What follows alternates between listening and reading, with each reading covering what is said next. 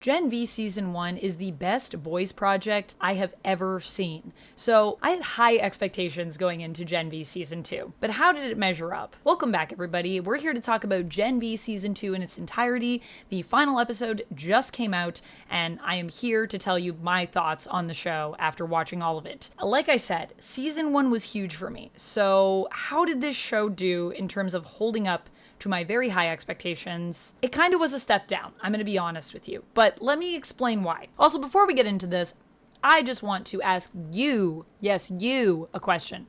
Who is your favorite character in the boys universe, and why do you love them so much? Or who's your least favorite character and why do you hate them so much? As we start this off, we need to first talk about the loss of the character Andre, who was played by Perdomo, who died in real life tragically. And as a result, we did not recast Andre. Instead, he also ends up meeting his end in the show. And that happens off camera, but I do think that the show did a great job of making Andre's presence be felt in the show. The first few episodes of this season are phenomenal, and I think they actually match the energy of Season 1 for me. I think they did a great job of honoring Chance by allowing the characters, and in some ways it felt like the actors as well, through their performances, to mourn the loss of their friend. Andre is still a crucial part of the show and actually creates a lot of motivation for our heroes to set down the path that they do. And that is something that I really liked about it. But it's very clear that we did have to pivot here with the story. I think there were some changes that were made, and that is why we have less of a linear story this time around with Season 2. It's a little bit ping-pongy in terms of everywhere that it takes us. I also feel that this is why polarity plays more of a role in this season. I think in a way polarity is a bit of a stand-in for Andre's character, even though they did a great job of incorporating just everything he is going through in the show.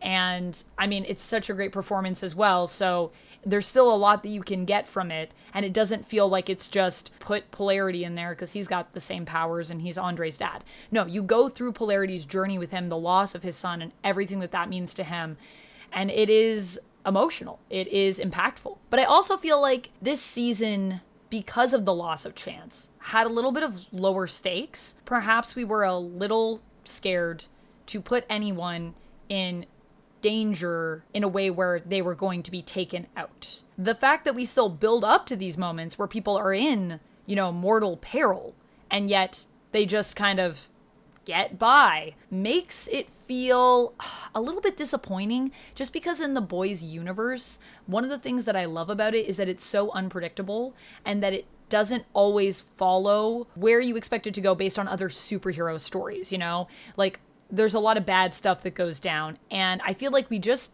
skirted past most of it. Anyone that you lose isn't like a main character here. And I think that maybe because we already lost someone in real life, they didn't want to go that route. I also have another theory as to why they did this, potentially, that connects back to the comics, but I'm going to save that for the end of the video, so stay tuned for that.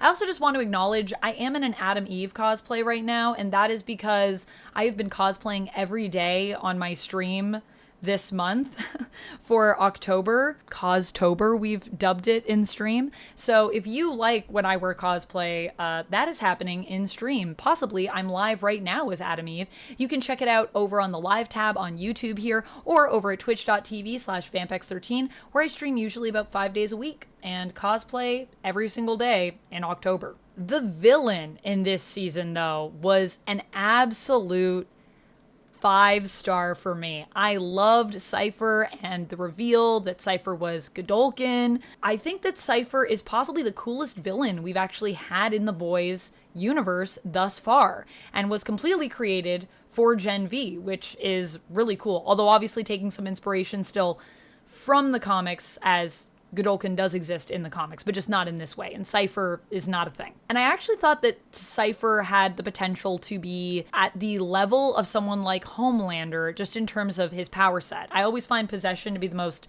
scary thing, though, so of course for me, that would be a scary element to a villain. However, where they ended up going with this, while I do think Cipher is still more scary on paper, just the level that he's at and how quickly he's dealt with and quashed was disappointing to me. I feel like it all went down a little bit too quickly for how much we built up the character and for how cool the character was. And I was a bit disappointed that it was just, kind of finale and we're done with that and moving right along. Although part of me is holding out hope that maybe Godolkin doesn't need a body to manifest, because sometimes when you have characters that possess people in comics, like, they can exist without a body.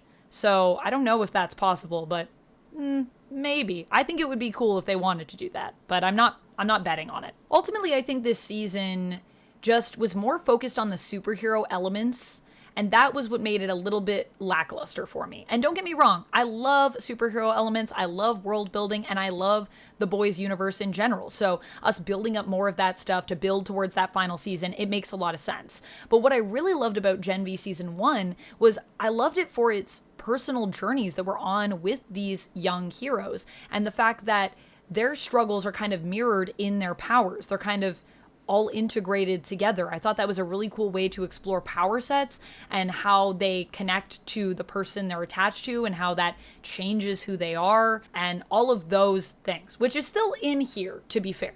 We still are doing a bit of that, but it just didn't go as deep. It didn't feel as impactful as it did in season 1. And I think that's because a lot of this season is, like I said, focused on building up the superhero elements to get us to the end of the boys, and also on building the relationships between our characters instead of more focused on their own individual journeys, which is still really good. And what I love about this show is that it's got such a strong cast. Like, everyone is just such at a high level as an actor. I think everyone does such a great job, and it's clear that the cast all really enjoy working together and that they just bring each other up and inspire each other in so many ways. And I love that about it. And I think it's just fun watching everyone get to embody these characters and act opposite each other. Also, just a little shout out to Hamish Linklater and Ethan Slater, who played Cipher and Godolkin.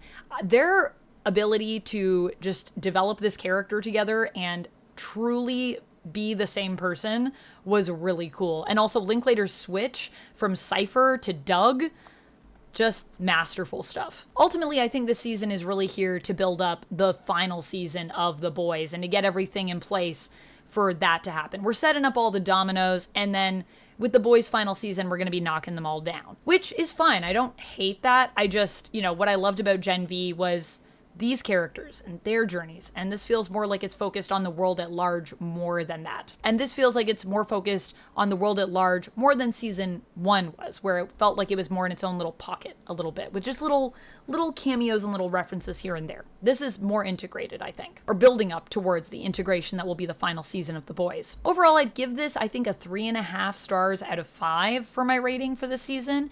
It was still really good, and I want to say it's like a strong 3.5. I definitely think if you are a fan of The Boys universe, this is worth watching and you're going to have a great time with it. And if you love the characters from season 1, it's still worth watching. It's just not as good for me as season 1 was.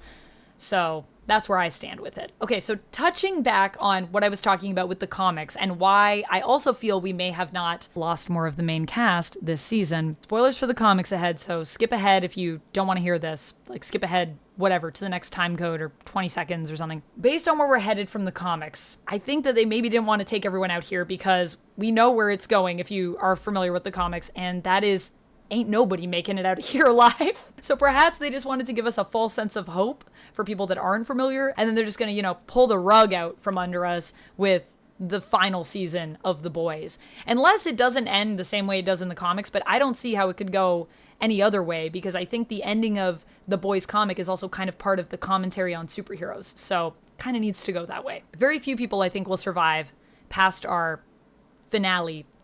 And that's all I have for this one, friends. Let me know your thoughts on The Boys down in the comments below. I want to know, what do you love more, The Boys, Gen V, and what are some of your theories for the final season? Where do you think we are headed? Do you think we will change course from where the comics goes, and how so? I want to know. I'll see you down there, and until next time, friends, as always, stay nerdy.